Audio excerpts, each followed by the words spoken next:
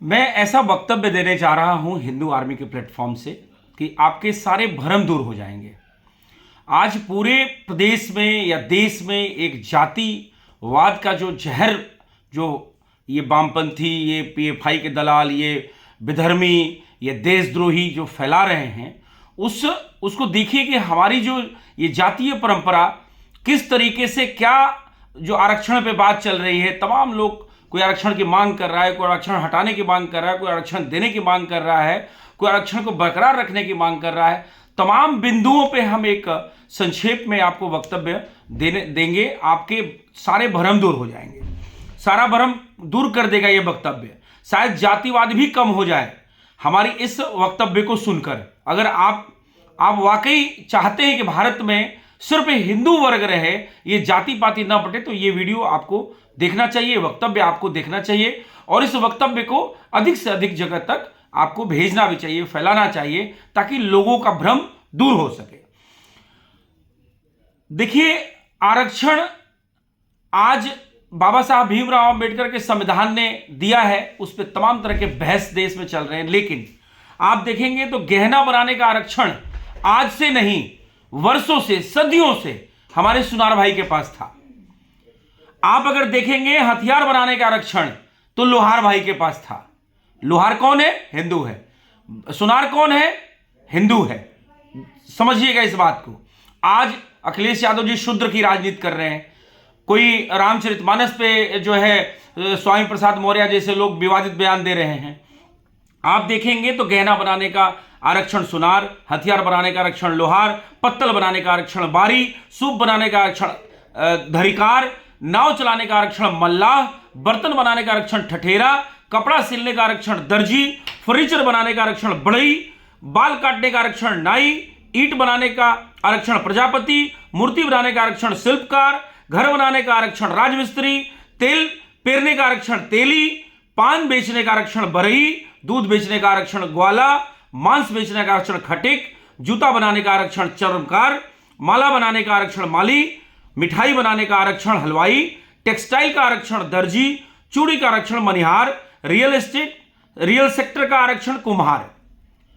देखिए किस तरीके से अगर आप आरक्षण करते हैं तो आरक्षण का जो ये चेंज हुआ है, उसके बाद भी एक वर्ग बचता है जो ब्राह्मण।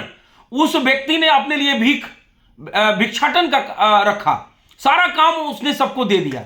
उसके बाद भी आज ब्राह्मण को दलित से अलग, दलित को ब्राह्मण से अलग, शूद्र, क्षत्रिय, ये सब किया जा रहा है। क्षत्रिय का आरक्षण बाहुबल के लिए था, राज्य को बचाने के लिए था। तो इस तरीके से इसको बहुत अगर विवरण से बताएं तो वीडियो बहुत लंबी हो जाएगी, वक्तव्य लंबा हो जाएगा, लेकिन संक्षेप में इसको लेके चल रहे हैं। क्या 1000 साल से किसी सुनार ने लोहार को दामाद बनाकर उसको अपने आरक्षित व्यवसाय को घुसने दिया? बार बार कहते हैं कि तुम शादी इससे कर लो, उससे कर लो। वो एक विधि द्वारा स्थापित एक ऐसा हमारे मतलब सदियों से चला आ रहा है, और आज उसको बोल के तमाम चंद्रशेखर रावण जैसे घटिया लोग जो है, या जितने भी अपने आप को बहुजन हरिजन के नेता कहते हैं, वो कहते हैं क्या किसी कुम्हार ने किसी लोहार के यहां अपनी बेटी की शादी की? इस बात को समझिए। हम जातिवादी के पक्षधार नहीं हैं। हम हिंदू हैं, लेकिन इस बात को समझना पड़ेगा कि लोहार ही लोहे का काम क्यों करता था। और तब भी जो ब्राह्मण जाति थी, ब्राह्मण ने अपने लिए वेद चुना, शिक्षा देने का काम किया सबको। उसी समय आरक्षण एक तरह से आरक्षण ही तो है। सुनार ही सोना का काम क्यों करता आज भी? तो फिर दूसरी वाणी में आता, जब हजारों साल इन्हीं पैसे से रोजगार लिया, किसी ने अपने रोजगार में घुसने दिया, आज तो इस देश इस पैसे के कारण खुद को पिछड़ा क्यों कहते हो? विचार करने योग्य बात है कि नहीं है? इन सारे सम्मानित व्यवसायियों को आज संविधान ने पिछड़ा और अछूत बना दिया है। मैं संविधान पे कोई क्वेश्चन मार्क नहीं उठा रहा हूं, लेकिन सोचने योग्य बात है। सनातन धर्म में जब सरकारी नौकरी नहीं होती थी तब रोजगार दिया गया। यह अन्याय कहां था, मुझे बताइए। सनातन धर्म में ऐसी विधि और ऐसी स्थापना चीजों की उस समय क्या संविधान था? संविधान तो आज 1950 में आया है ना, 1950 में संविधान लागू हुआ है, 26 जनवरी 1950 को लागू हुआ है, 48 को लागू हुआ। तो आप मुझे बताइए कि कैसे उसके पहले की विधि क्या थी, कैसे सिस्टम में चलता था। लेकिन आज लोग इस तरीके से हमें जात पात में बांटते हैं, हम हिंदुओं को जात पात में बांटते हैं। क्षत्रियों का आरक्षण क्या था? जवानी में बलिदान कर उनके औरतों को विधवा होना, बच्चों को अनाथ होना, जो कोई भी नहीं करना चाहेगा, लेकिन उन्होंने स्वीकार किया। जात मंदिरों में नहीं पूछी जाती, लेकिन संविधान में पूछी जाती है, सरकारी नौकरी में पूछी जाती है, राशन स्कॉलरशिप संस्थानों में पूछी जाती है। कहीं विदेश जाएंगे, पासपोर्ट बनाने के लिए जाएंगे तो वहां जाति पूछी जाएगी आपकी। ये किसने दिया? ये जात पात का जहर किसने फैलाया? ये सोचने योग्य बात है। मैं फिर कहता हूं कि मैं संविधान पे सवाल नहीं उठा रहा हूं, लेकिन क्या संविधान बनने से पहले जीवन नहीं था, जीवन शैली नहीं थी? ये सवाल है। पहले के जमाने में कमाने खाने के लिए सरकारी नौकरी तो नहीं थी। पहले के जमाने में सरकारी नौकरी तो नहीं होती थी। ब्राह्मणों ने अपने लिए भिक्षा मांगना, अध्यापन करना, लोगों को शिक्षा देना, ये अपने लिए काम रखा। उसने सारे काम सबको दे दिया।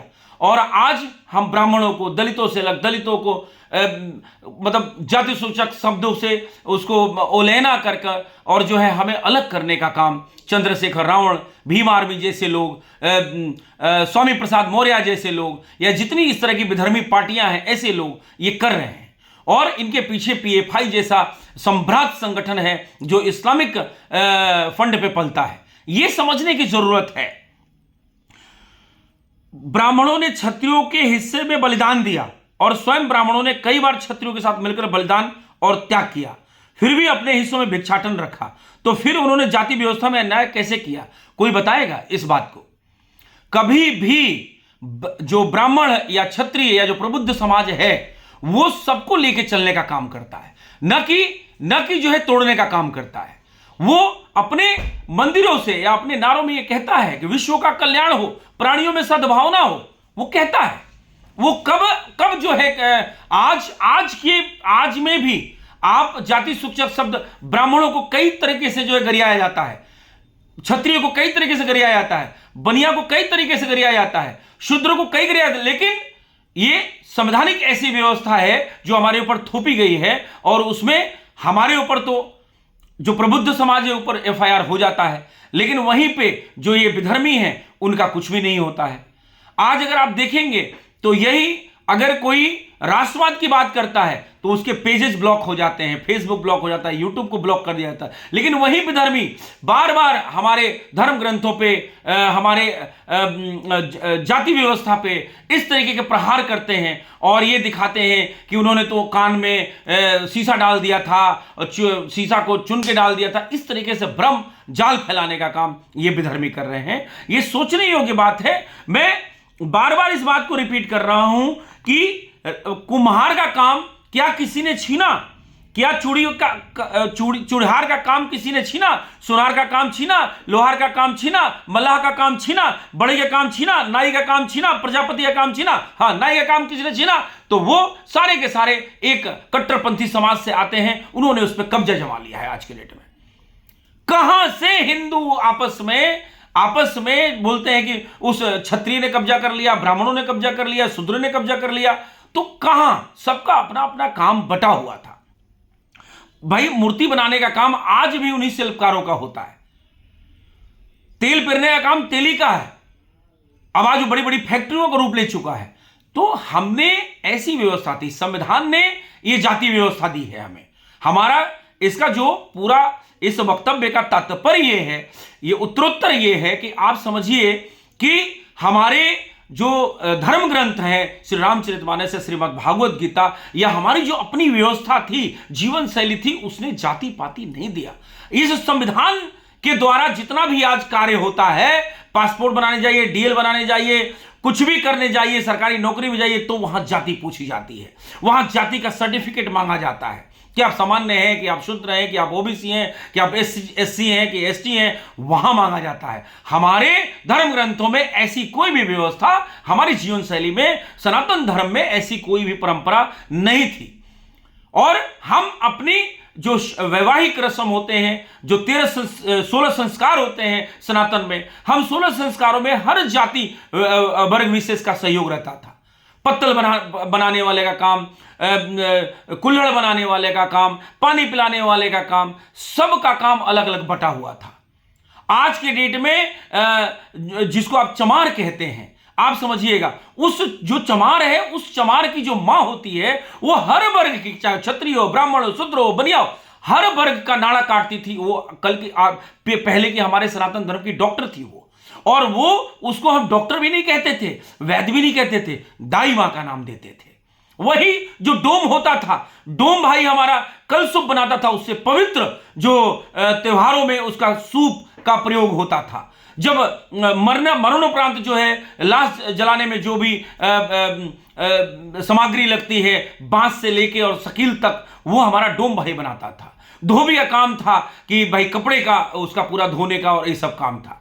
तो हर आदमी का अपना अपना काम बटा हुआ था। लेकिन तब हम जाति नहीं पूछते थे, तब तो हम इनविटेशन देते, भैया आज हमारे यहां ये कार्यक्रम है, आपका ये काम है, आपको ये करना है। लेकिन आज की डेट में संवैधानिक व्यवस्था इतना ज्यादा विकृत मानसिकता से हमारे ऊपर थोपी गई कि उसमें हमें जाति पाति में बांटने का काम किया, और संविधान हमें जाति पाति में बांटता है। इस बात को हम आपको समझाना चाहते हैं, न कि सनातन धर्म हमारा हमें जाति पाति में नहीं बांटता है। इसलिए आपको चंद्रशेखर रावण जैसे भीम आर्मी के बहरूपी जैसे लोगों से जो हमें जात पात में तोड़ने का काम कर रहे हैं, जो अपने आप को बहुजन हरिजन नाम देकर और तोड़ने का काम कर रहे हैं, इनसे सावधान रहने की आवश्यकता है। और हमें जाति पाति में नहीं बंटना है। हम हिंदू हैं, हम इस बात का ट्रेंड चलाएं, हम हिंदू हैं, हम इस बात पे गर्व करें, तब जो है हमारी सनातन संस्कृति बचेगी और ये राष्ट्र बचेगा। तब हम अखंड भारत और हिंदू राष्ट्र का निर्माण करने में सफल हो पाएंगे। नहीं तो ये जाति पाति का जो जहर है हमें कहीं का नहीं छोड़ेगा, और 2047 में ये भारत हिंदू राष्ट्र तो छोड़िए, अखंड भारत तो छोड़िए, ये इस्लामिक राष्ट्र बन जाएगा। इसी चिंतन को इस वक्तव्य के माध्यम से आपके बीच में हमने रखा है। इसको अधिक से अधिक लोगों तक फैलाएं, क्योंकि यह आरक्षण, ये जाति पाति, ये हमारे सनातन धर्म की देन नहीं है, हमारे धर्म ग्रंथों की देन नहीं है, यह सिर्फ किसी की देन है तो वो संविधान की देन है। इस बात को समझना चाहिए, और मैं उस संविधान में संशोधन की भी मांग इस वक्तव्य के माध्यम से करता हूं। जय श्री राम, जय बजरंगबली, जय योगी, जय मोदी, भारत माता की जय, वंदे मातरम, जय बजरंगबली।